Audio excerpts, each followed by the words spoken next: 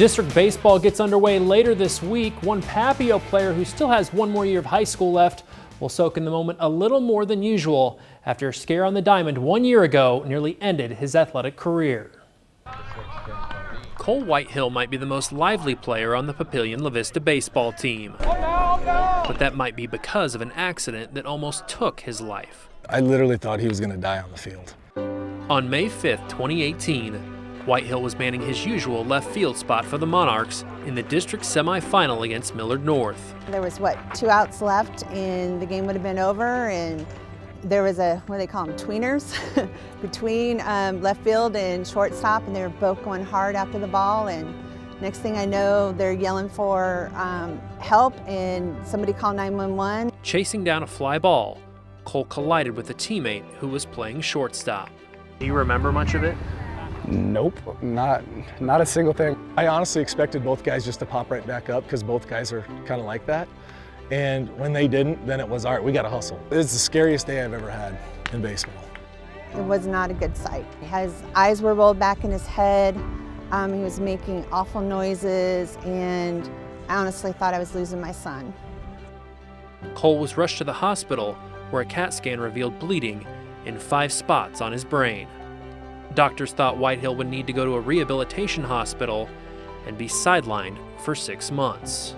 Papio had to continue playing that day, but the Monarchs' minds were definitely not on the diamond. Every time I call a pitch from the dugout, I have to look at the blood on my hands. So at that, so I called the first pitch and I saw the blood on my hands, and I'm like, I don't care. I don't care what happens. Let's just get through the game. Just thinking about it now just gives me goosebumps. The accident occurred on a Saturday, and by Monday, Cole was able to come home. He spent much of the week sleeping. Then on Friday, less than 1 week after the accident, the sophomore's condition dramatically improved. I remember waking up that next week, and it was just like a switch had flipped. And I was starting to feel better. You know, I still had a little bit of balance issues, but it was starting to go the right way. After regaining his balance and some of his hand-eye coordination, Cole was able to rejoin his team less than 3 months following the accident. The doctors were absolutely amazed, basically shook their heads, and came short of calling it a miracle. And do you personally look at it as a miracle? I do, absolutely. From where he was on that field to where he ended up, I consider it a miracle, and we're very, very blessed. God was watching him, thankfully, and it was just a really bad day and a really bad injury that could have affected him, big time, and he hasn't let that happen.